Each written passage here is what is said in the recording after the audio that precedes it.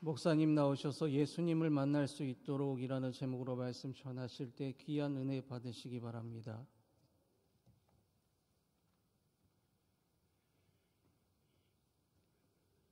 엘피스 앙상블 지휘하시는 우리 임철빈 장로님이랑 김영호 목사님 출타하셔가지고 오늘 객원 지휘자로 우리 이만식 장로님 모셨는데, 이만식 장로님은 고등학교 때 밴드부도 하셨고, 그리고 우리 예수소리 찬양단 오래도록 찬양단 리더로 하실 만한 분이고요.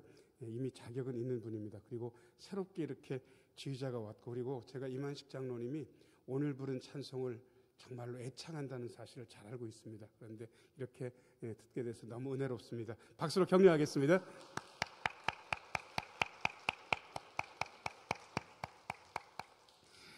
잠시 기도하고 하나님 말씀 듣습니다. 은혜로우신 아버지 하나님, 이 시간 말씀하여 주옵소서. 말씀 들을 때에 주의 영이 약동하는 시간 되게 하여 주옵소서. 말씀을 전하는 부족한 정을 홀로 두지 마시고 주의 권능의 손으로 붙잡아 주옵소서. 예수님 이름으로 기도하옵나이다. 아멘. 5월 첫째 주입니다. 가정의 달이고 어린이 주일이라는 사실을 여러분들 모두가 알고 계십니다. 어린이 주일이 되면 목사는 조금 고민에 빠집니다. 어린이에 대한 설교를 어린이한테 할 수 있으면 좋은데, 여기 앉아 계신 면면을 살펴보면 어린이가 하나라도 있습니까? 하나도 없습니까? 하나도 없습니다. 어린 예배이기 때문에 그렇습니다. 그래서 어린이에 대한 이야기를 어른들과 같이 나눌 수 있으면 좋기 때문에 본문 고르기가 굉장히 어려운데, 저는 이번에는 고민하지 않았습니다. 사도행전 9장 말씀을 결정하고 어른에게도 어린이에게도 너무 필수적인 말씀이라서 기쁘게 나누겠다는 그러한 느낌을 받았습니다. 자, 저를 따라서 하세요. 어른도 어린이도 예수님과 만나야 됩니다. 박해자 사울이 다메섹 도상에서 예수 그리스도를 만납니다. 그리고 박해자가 순식간에 전도자로 변했습니다. 이거를 미국 사람들은 이렇게 이야기합니다. 다마스커스 모먼트. 다메섹 그 순간이라 그래가지고요. 결정적인 회심을 그렇게 다메섹 그 순간, 다마스커스 모먼트라고 그렇게 이야기합니다. 기독교 교육의 핵심적인 말씀이고 우리가 나눌 때에도 부족함 없는 말씀입니다. 제가 4가지로 나누어서 여러분들과 나누고 싶습니다. 자, 1번입니다. 1번 같이 한번 읽어요. 자, 시작. 신앙은 지식보다 만남에서 시작됩니다. 한 번만 더 저를 따라서 하세요. 신앙은 기적 체험보다 만남에서 시작됩니다. 왜 그런지 1절 한번 읽어보겠습니다. 1절 같이 한번 읽어요. 자, 시작. 사울이 주의 제자들에 대하여 여전히 위협과 살기가 등등하여 대제사장에게 가서, 사람들은 생각이 다른 사람들을 별로 좋아하지 않으면서 그렇게 또 신경은 안 씁니다. 아유, 저 인간은 나하고 생각이 다른가 보다. 그런데 열심히 특심한 사람들은 좀 다릅니다. 사울은 견딜 수 없었습니다. 나무에 달려 죽은 자는 율법에 따르면 저주를 받은 자인데, 나사렛 이단의 괴수인 예수를 그리스도 메시아라고 칭하는 나사렛 이단들을 용서할 수가 없었습니다. 그런 사람들이 유대교에 있다는 것 자체도 사울은 마음에 들지 않았습니다. 그래서 위협과 살기가 등등한 채로 움직이고 스데반을 죽이는데 찬성 투표를 하고 그 무리를 이끌었습니다. 그리고 그것만으로는 모자라다고 여겼습니다. 그래서 그런 느낌 가지고 대제사장에게 가서 공문을 요청합니다. 2절입니다. 2절 말씀 같이 한번 읽어요. 시작. 다메섹 여러 회당에 가져갈 공문을 청하니 이는 만일 그도를 따르는 사람을 만나면 남녀를 막론하고 결박하여 예루살렘으로 잡아오려 함이라. 유대교의 열심인 것은 부인할 수 없는 사실입니다. 사울은 유대교를 대충 믿은 사람이 아닙니다. 믿음 생활을 설렁설렁 하는 분들은 예수도 대충 믿고 사는 것도 대충 살고 그냥 대충 합니다. 그런데 여러분 그거 아세요? 저희 아내가 제가 살림 공헌도가 별로 없으니까 저한테 몇 개를 지정해 주는 게 있습니다. 음식 쓰레기, 그냥 쓰레기 버리는 거, 그 다음에 이따금 화장실 청소하는 거, 그리고 방에서 청소기를 돌리는 거, 이런 거를 좀 해달라고 얘기를 하는데, 저도 몇 년을 하다 보니까 이게 그렇게 썩 즐거운 일은 아니라는 사실을 알게 됐습니다. 그래가지고 청소기를 돌리는데, 보통 여러분 청소기 돌려보셨는지 모르겠습니다. 어떻게 해야 잘 빨아들입니까? 천천히 해야 됩니까? 빨리 해야 됩니까? 천천히 해야 되는데, 저는 이렇게 하는 거예요. 그런데 제가 하고 나면 집사람이 이렇게 와서 검열을 합니다.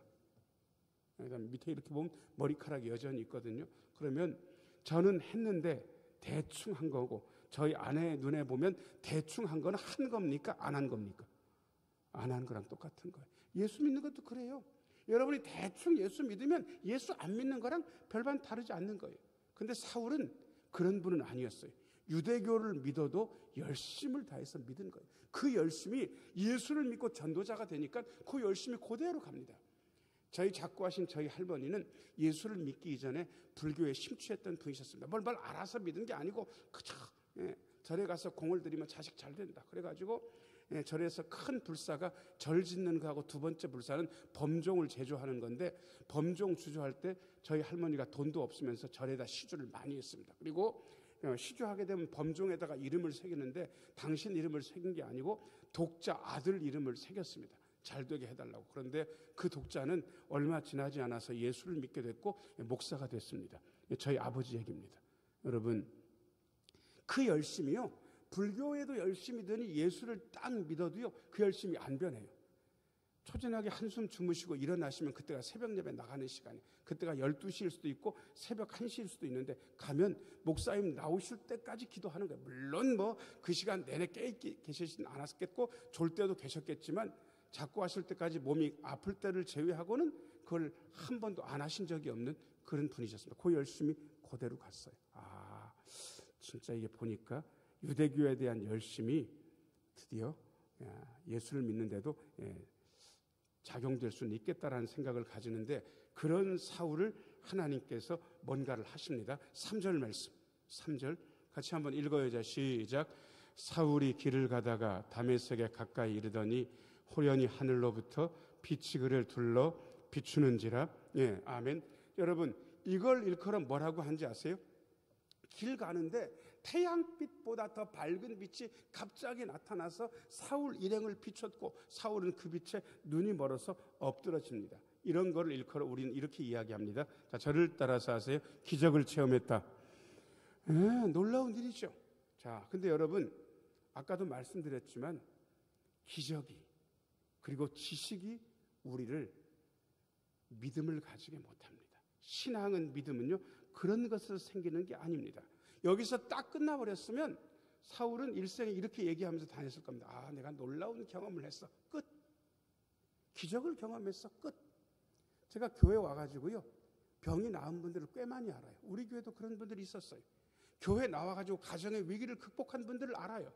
교회 나와가지고 자녀들의 위기를 기도하면서 극복한 분들을 알아요. 그런데 그분들에게 중요한 건 자녀들의 길이 열리는 기적, 재정적인 문제가 회복되는 기적, 병이 낫는 기적, 그것이 아니었어요. 목회를 오래 하고 보니까.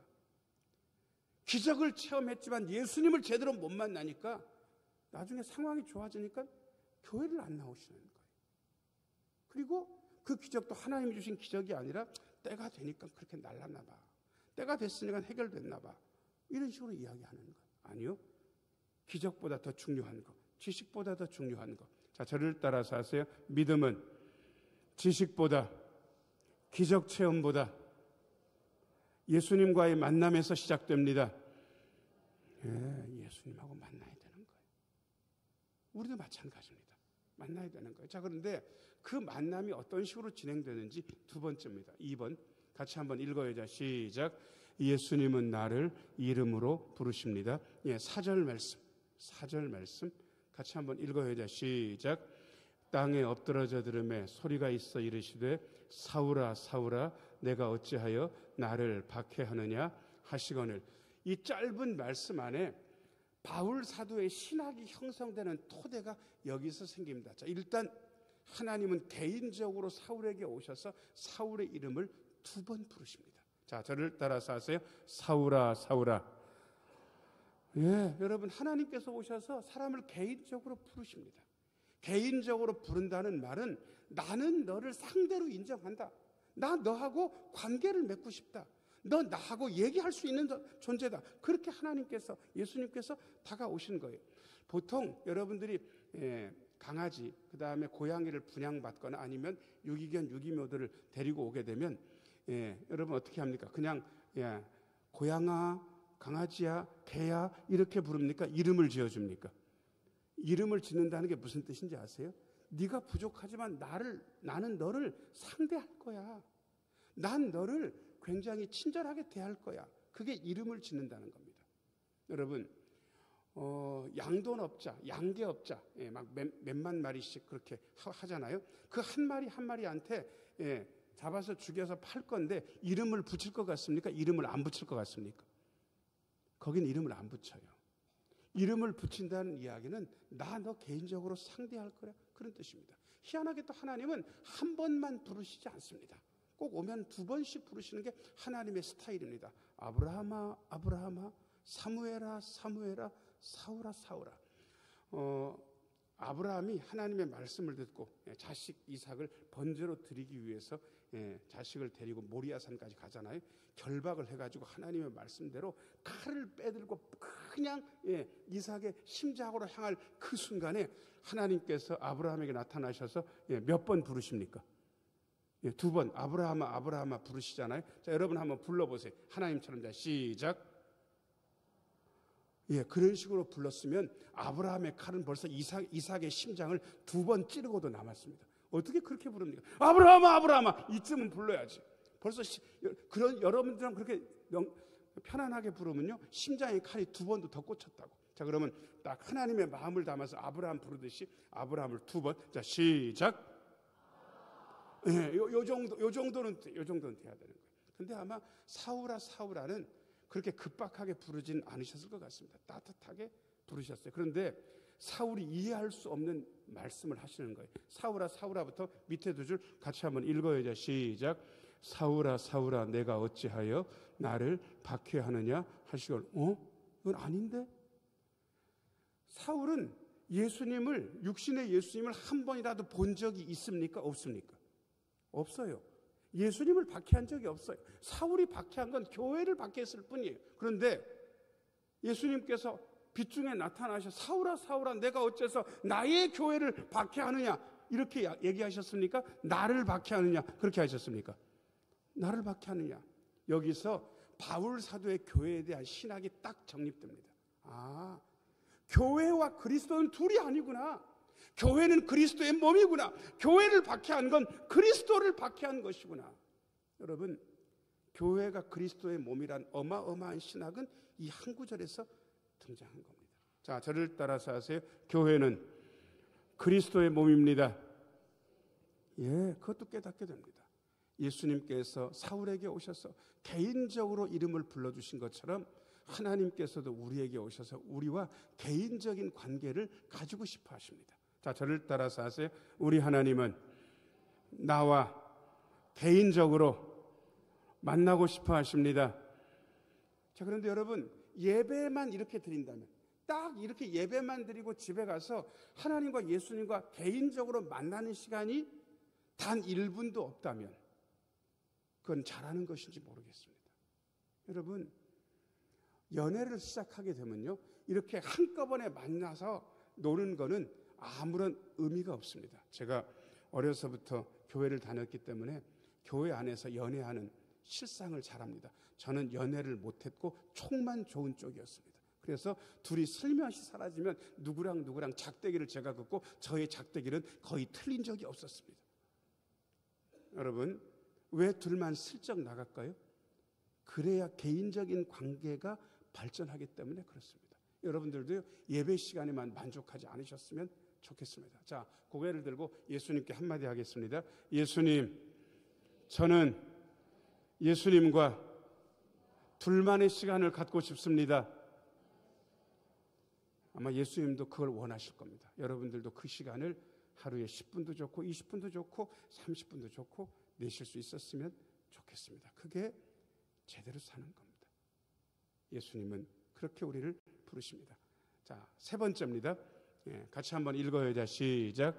예수님을 만나면 마음과 삶이 달라집니다. 5절 말씀 읽어보겠습니다. 5절 같이 한번 읽어야 시작. 대답하되 주여 누구시니까 이르시되 나는 내가 박해하는 예수라. 여러분, 질문이 중요합니다. 질문을 제대로 던지면 그 다음이 이어집니다. 저는 질문 중에 지금 사울이 예수님께 물은 이 질문은 저와 여러분에게도 엄청 중요한 질문이라는 생각을 가지고 있습니다. 자, 고개를 들고 예수님께 질문 한번 하겠습니다. 예수님, 도대체 저한테 누구십니까? 아니, 정 목사가 가르쳐주는 거 말고, 여러분들이 교회에서 들은 거 말고, 요즘 예수님께서 여러분에게 어떤 분이십니까? 예수님이 누구십니까? 그게 10년 전하고 요즘하고 같습니까? 다릅니까? 이게 10년 전에도 20년 전에도 지금도 똑같다 그러면 저는 그렇게 믿음 생활 여러분들이 잘하셨다고 인정 못할 것 같습니다. 제가 아는 분이 이렇게 이야기하더라고요. 처음에는 예수님이 꼭 엄마 같았었대. 엄마. 근데 시간이 지나고 나니까 꼭 신랑 같더래. 근데 더 시간이 흐르고 나니까 친구 같더래. 근데 조금 더 시간이 흐르고 나니까 예수님하고 나하고 간격이 없는 걸 느꼈대. 내가 고통당할 때 나랑 똑같이 고통당하고, 내가 즐거워할 때 똑같이 나와 함께 즐거워하시고, 나와 늘 함께 계시고 내 속에 계시고, 그냥 예수님이 난가? 내가 예수님인가? 아니, 교만해서 그렇게 얘기하시는 게 아니고 그렇게 간격 없음을 느낀다는 거예요. 그분의 예수님 이해는 멀었었는데 점점 그분과 밀착됐고 요즘은 이렇게 이야기하는 것 같습니다. 자, 저를 따라서 하세요. 예수님과 나는 하나입니다. 그렇게 고백하는 거예요. 그렇게 고백하는 거예요. 예수님을 만나서 마음이 달라지는 거예요. 자, 저를 따라서 하세요. 예수님을 만나면 마음이 달라집니다. 예, 삶도 달라집니다. 삶이 달라지는 걸 어떻게 알 수 있냐 그러면 요게 바뀝니다. 요게. 마음이 바뀌게 되면 바뀌는 게 말이 바뀌거든요. 자, 저를 따라서 하세요. 예수님을 만나면 언어가 바뀝니다. 예, 이렇게 바뀌는 거를 변질이라고 얘기할 수 없습니다. 그건 변화입니다. 저는 김밥을 처음에 별로 좋아하지 않았습니다. 그래서 저희 아내가 아주 김밥을 좋아하고 잘 싸기도 합니다. 여러분, 저희 아내 보니까 저희 장모님도 김밥을 좋아하시고 저희 딸들도 제 아내를 닮아서 김밥을 좋아하는데, 자, 김을 펼쳤어요. 거기에 밥에다가 밑간 정도 해가지고 해서 밥을 잘 골고루 펼쳤어요. 자, 그 안에 넣을 수 있는 걸 여러분들이 얘기를 해보세요. 자, 뭘 넣습니까? 여러분들이 얼마나 김밥을 맛있게 싸는지 못 싸는지 제가 좀 들어야 되니까 뭘 넣을 겁니다. 빨리 얘기해 보세요. 예, 단무지. 그 다음에 햄도 넣고, 뭐 소시지도 넣을 수 있고, 그 다음에 뭐도 넣습니까? 시금치, 오이, 우엉, 뭐 취향에 따라서 오이.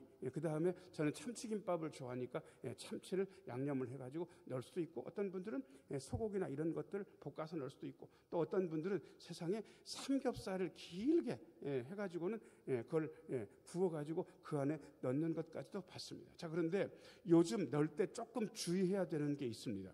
이게 시간이 지나면 이게 쉴 수가 있는데, 오이도 들어가고 시금치도 들어가는데 요즘은 뭐 아직까지 괜찮은데 여름 되면 이제 뭘 안 넣습니까? 시금치를 왜 안 넣습니까? 여러분 알고 계시네. 그 시금치가 쉬어가지고 김밥을 못 먹게 되면 이 김밥이 변질됐다, 그렇게 이야기하는 거예요. 김밥이 변질되듯이 예수님을 안 만나면 사람이 변질될 수도 있겠다. 아니, 교회 생활 하는데 예수님을 안 만나면 사람이 변질된다니까요. 김밥 쉬듯이. 여러분, 우리 교회는 그런 분이 안 계시겠지만, 자, 저를 따라서 하세요. 예수님을 자주 만나야 됩니다. 그래야 진짜 변화됩니다. 좋게. 드디어 박해자 사울이 전도자 바울로 바뀌는 이 놀라운 계기가 여기서 생기게 되는 거죠. 글쎄요, 아마 바울이 충격 오지게 받았을 겁니다. 내가 지금까지 잘 살았다고 생각했는데 하나님의 아들 예수를 박해했다니 내 삶이 완전히 잘못됐네. 자기 삶이 잘못됐다는 걸 인정하는 것, 내 삶이 방향이 잘못되었었던 걸 인정하는 것, 내가 지금까지 헛살아왔다는 사실을 인정하는 순간은 어마어마하게 고통스러운 순간입니다. 제가 여러분들한테 큐티를 가르치기 위해서 제가 거의 반년 동안 매일 하던 큐티를 공부하기 위해서 거의 반년을 썼습니다. 큐티 가르쳐준 데 가서. 그런데 거기서 큐티 핵심은 뭔지 아세요? 성경 말씀을 읽으면서 저를 보는 거였어요. 저를 낱낱이 보아내면서 그 저를 본 그 결과를 주변에 있는 분들과 같이 나누는 거예요. 근데 여러분, 제가 정직하게 저를 보고 주변에 있는 분들하고 나누니까 저는 진짜 별거 아닌 거예요. 바람직한 목사가 아니라 불쌍한 죄인의 모습이 너무 많이 드러나는 거예요. 그걸 보면서 고통스러웠습니다. 순간순간. 그런데 그렇게 보기 시작하니까 마음도 달라지고 삶도 달라졌습니다. 자, 저를 따라서 하세요. 말씀을 통해 예수님을 만나면 마음도 인생도 달라집니다. 네, 달라지는 거예요. 교회 나온다고 만족 마시고 매일매일 예수님을 말씀을 통해서 기도하면서 만나야 됩니다. 그래야 마음과 삶이 달라집니다. 자, 네 번째입니다. 네 번째. 같이 한번 읽어요. 시작. 예수님은 우리가 변할 수 있도록 도와주십니다. 6절 같이 한번 먼저 읽겠습니다. 시작. 너는 일어나 시내로 들어가라. 내가 행할 것을 내게 이를 자가 있느니라 하시니. 여러분, 이 6절은 되게 비효율적인 거 아세요? 아니, 예수님이 나타나셨잖아요. 그러면 야 사울아, 네가 앞으로 이런 인생을 살게 될 거고 이렇게 나가서 너한테 내가 다 일러줄 테니까 너는 내가 시킨 대로 하면 된다. 예수님이 쭉 말씀하시면 되는데 딱 예수님은 두 마디 하셨어요. 야, 너 왜 나를 박해하냐? 난 네가 박해하는 예수야. 너 시내로 들어가. 너한테 일러줄 사람이 있을 거야. 끝. 그 다음부터 사울의 삶은 도움을 받는 인생이었습니다. 자, 저를 따라서 하세요. 사울은 도움을 받아 사도가 되었습니다. 여러분이 지금 이 시간에 여기 앉아 있을 수 있는 이유가 뭡니까? 여러분들이 막 그렇게 믿음 생활을 홀로 잘해가지고 여기 앉아 있는 것 같습니까? 아니에요. 여러분들이 이 자리에 앉아 있을 수 있도록 주변에서 끌어주고 기도해주고 도와준 분들이 너무너무 많은 거예요. 여러분들이 어떻게 행동하면 되는지, 여러분들이 어떻게 신앙생활을 하면 되는지 여러분을 이끌어주는 분들이 여러분 곁에 있었던 거예요. 이런 분들이 없었다면 아무도 이 자리에 앉아있을 수 없습니다. 어마어마하게 성공한 분들한테 당신은 어떻게 성공했냐 그러면 딱 두 가지 이야기 한다고 그래요. 옆에서 돕는 분들이 참 많았다고, 그리고 운이 좋았다고. 우리는 그렇게 말한 걸 인정하면서 이렇게 이야기합니다. 자, 저를 따라서 하세요. 하나님이 나를 도우셨고 주변에 있는 분들이 나를 도와주었습니다. 그리고 세상 사람들은 운이 좋았다고 그러지만 우리는 그렇게 이야기하지 않습니다. 자, 저를 따라서 하세요. 하나님의 은혜였습니다. 하나님의 은혜였다고 이야기하는 거예요. 하나님은 지금도 사람을 붙여주시니까. 자, 옆에 있는 분들 얼굴 보시고요. 그대가 나를 세워주는 분입니다. 한번 해보세요. 자, 시작. 그대가 나를 세워주는 분입니다. 사울도 그렇게 해서 믿음의 사람으로 설 수 있었거든요. 자, 그런데 참 기가 막힌 거. 7절 같이 한번 읽겠습니다. 시작. 같이 가던 사람들은 소리만 듣고 아무도 보지 못하여 말을 못하고 서 있더라.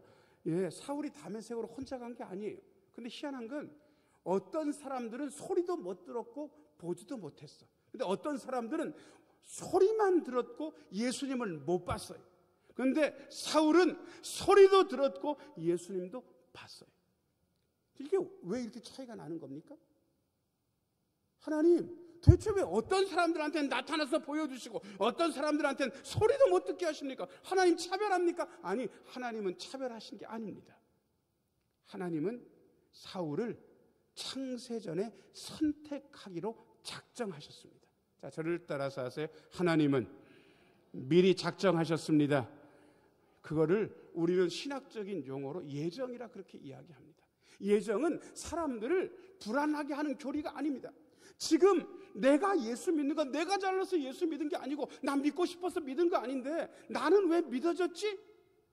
거기에 대한 답변을 예정이 하고 있습니다. 자, 저를 따라서 하세요. 하나님께서 나를 구원하기로 창세전에 작정하셨습니다.